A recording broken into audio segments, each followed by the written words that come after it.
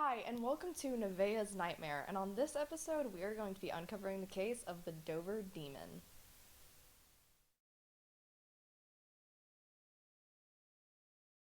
If you're interested in the paranormal, then you may have run across something called cryptozoology, or the study of unknown animals. Everybody at one time or another has heard of Bigfoot, the Yeti, the Loch Ness Monster, but there are also lesser known cryptids that inhabit the realm of the weird and unusual. These include thunderbirds, Mothman, lizard people, and even living dinosaurs. People have seen these creatures throughout the history of time, and there's also strange creatures that show up once and are never to be seen again, but they leave witnesses and investigators scratching their heads. One such creature we will talk about today in this video has become known as the Dover Demon. Let's get into the story. On the night of April 21st, 1977, it was just like any other night in the town of Dover, Massachusetts. Dover is a small and very well-off suburb to Boston, but not much exciting ever really went on there. That night, a young man named Bill Bartlett and two of his friends were hanging out doing their normal things that teenagers do on a somewhat quiet and boring evening. Bill was driving with his friends and something caught his eye off the side of the road. His light shone an extremely strange light. A small creature was creeping along a low wall of stones. And Bill later said that the strange being had two very large and lidless eyes and shined brightly like orange marbles. It had a large watermelon-shaped head and was attached precariously to its thin, spindly body. The strange creature stood no more than 4 feet tall, with hairless and peach-colored skin that seemed to have a sandpaper-like quality to it. Bill's friends in the car who didn't see the weird being said that he was visibly shaken by what he saw. When Bill arrived home with his father, he helped him draw a picture of what had frightened him so much. 2 hours later, another teenager named John Baxter was walking back home alone from his girlfriend's house, or so he thought. A small figure began to approach John, and he thought it was a short friend that he knew from school. When he called out to the figure, it stopped, and so did he. He wanted to get a better look and stepped forward, but the strange entity scurried away down into a shady ditch. Curious, John followed it down the hill and peered down. He was surprised by what he saw peering back at him from the darkness. It was about 30 feet away from John and was leaning on a tree that had its odd hand seemingly melded into it.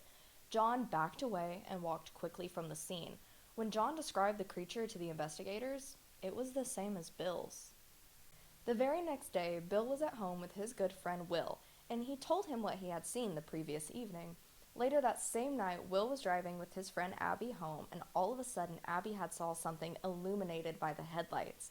By the left side of the road, there was a small, hairless creature who had a thin, monkey-like body and a huge head, but didn't seem to have a nose, ears, or mouth. It did have eyes that glowed an unearthly green and haunted Abby greatly. Later, when Will and Abby compared their stories, Will was convinced that the creature's eyes were orange, while Abby was convinced that they were green. Other than that one point in the disagreement, the description of the creature by all of the teenagers remained the same. Cryptozoologist investigator Lauren Coleman lived in the area at the time and took a great interest in the case. He had heard secondhand about Bill Bartlett's encounter, and he contacted the teenagers and their families. Lauren interviewed all 4 of the witnesses that saw the strange creature and also their family members. Coleman could see that there was no deception on anyone's part, and they were visibly shaken and baffled by what they had seen. Bill Bartlett also stated that he swore on a stack of Bibles on what he saw. He also interviewed police officers and other town officials and uncovered no evidence that anyone was lying or causing a hoax. When the story was reported to the local newspapers, the little thin creature was dubbed the Dover Demon. So what was the Dover Demon? Was it a creature that came from some subterranean realm, or was it an alien that was trapped here on Earth? Some investigators later speculated that it could have been an escaped monkey that had a very bad case of the mange. Perhaps the answer lies in the realm of folklore, in the legends and myth of the indigenous Cree people of Canada, and that are some small creatures that we call the Mangishi.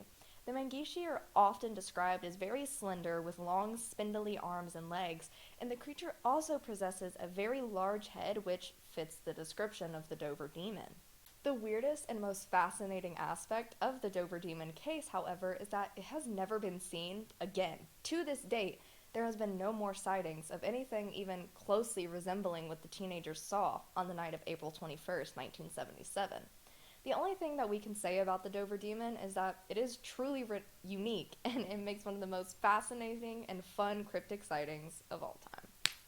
Thank you for watching this video. Make sure you like, comment, subscribe, and if I said anything wrong, please feel to correct me in the comments, and I will see you next year in 2023.